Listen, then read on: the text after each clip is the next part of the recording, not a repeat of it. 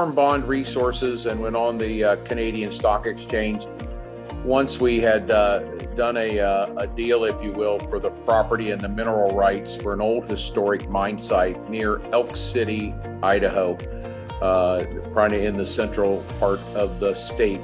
From there, we've got a lot of the records from a German mining engineer in the 1930s and 40s by the name of Richard Kleesaddle.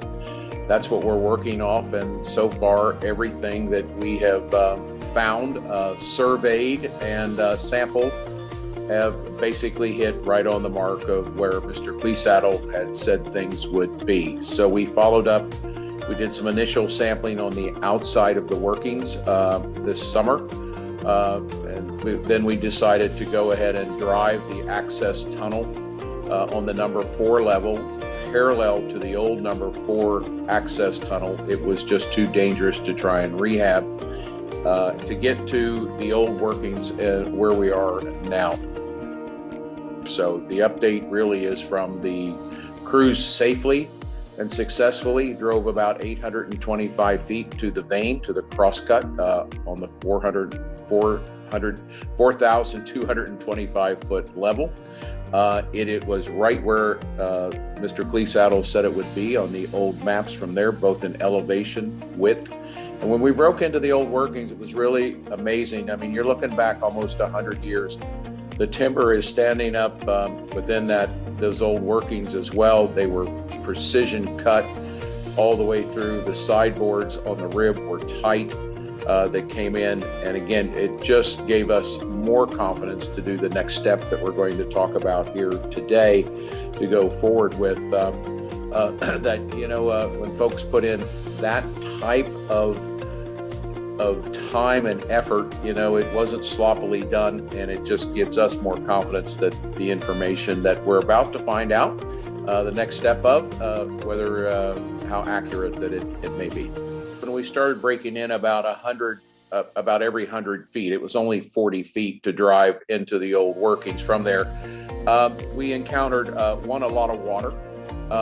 Then we think the water, we've pretty much confirmed the water now. It was just ponded up, if you will, from where the old workings had collapsed through the years. It's not running water, so we don't have that huge problem to deal with as well. And we hit a lot of debris back there as well. So about every 100 feet, we would try again, because it will save us a lot of money if we could get in, but we just never found an area where we could break in. So we decided finally at the last 200 to 300 feet just to go for it and go ahead and get into the old crosscut area on the paralleling the old workings. It was standing up, again, looked very precise. It was tempered to the point it was safe enough that our geologists could go in and do some sampling, some chip sampling against the rib, and I would refer the folks to the October 21st press release that we put out on that, where we talked about the chip sampling coming in at about 1 ounce, 1.082 ounces of gold per ton that we found on these chip sampling. We went in between the sideboards as best we could and as safely as we could. But again, we found in that, while not total precision, if you will, and I think that's explained in the press release, I don't want to mislead anybody, felt very, very positive about the samples we could obtain, and there was a lot of free gold which we were expecting within those samples. So we finished up there. We put in a drill station. We were close enough, I think about 120 feet from where the winze is that goes down off the number 4 level. And again, reportedly, this is where this very high grade gold vein was found that goes with it. So we've rented a core drill from Winston Gold. We've got it underground. The crew set it up earlier this week. They're going to drill west first to look for confirmation of this other vein that Mr. Kleesaddle thought came in, which created the apex, if you will, down at the bottom below the number 4 level where this winze was that went with it. So we're going to drill to the west first. We've got we drilled about 192 feet to date. The crews will be off now through Thanksgiving. They come back the day after Thanksgiving, and we will finish that approximately 400-foot hole to see if we can hit that vein structure out to the west.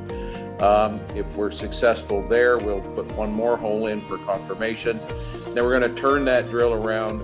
We keep it right in the same drill station, and we will drill below that wince where the apex and this high-grade gold again, historically reported of native gold, if you will, or picture rock, as the old-timers called it, and it looked to be for anywhere from 11 to 59 ounces a ton. Now, we're not holding our breath on that, but it certainly looks like there's some high-grade material down there that would be confirmation, and then we will drive a decline down below that and start our bulk sample to bring to the surface.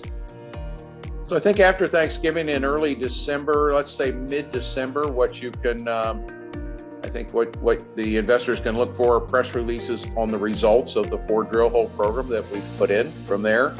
And certainly based off of that, then our mine plan as to how we plan on getting that bulk sample and getting it ready through the winter to run for the free gold. We have purchased the necessary equipment for a small gravity circuit.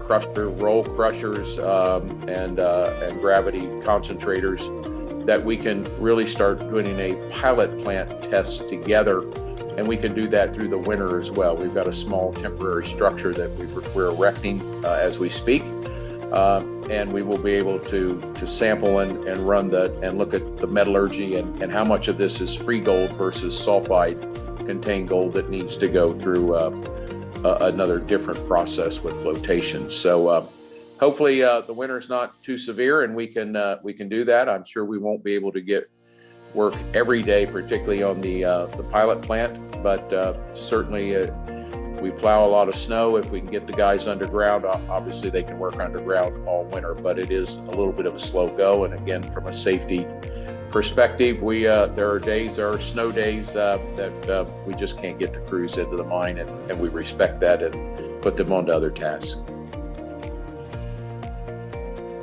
That's why we're spending the money wisely in step by step, and we continue to get confirmation from the historical records that we're right on track. And I think, again, when you look out in the junior space, if you will, there aren't a lot of folks, if you will, that are driving towards production, if you will, even some near-term production, even if it's in a smaller scale that goes with it. There's probably less than a handful that are out there, and that certainly, again, is our mission. It's not to drill, not to bulk sample, and to continue going with that. We want to put a mine in production as quickly as we can. Again, if the free gold portion of this nuggety type of gold that has been in the records and what we've seen to date, if we can recover of 75% of that material through a free gold gravity circuit, then I think we can get into business on a small scale and then scale up later as we go off of that free gold milling circuit. Listen, I appreciate everybody's patience. I know there's been a gap in the information through the summer. Again, there wasn't a lot of information to put out as we were drilling the access tunnel in Barren Rock, if you will, until we got there. But now I think we will be able to give routine and updates now that we've got a lot of action, if you will, going on and things to report. So I appreciate shareholders' patience and look forward to working with you throughout this project.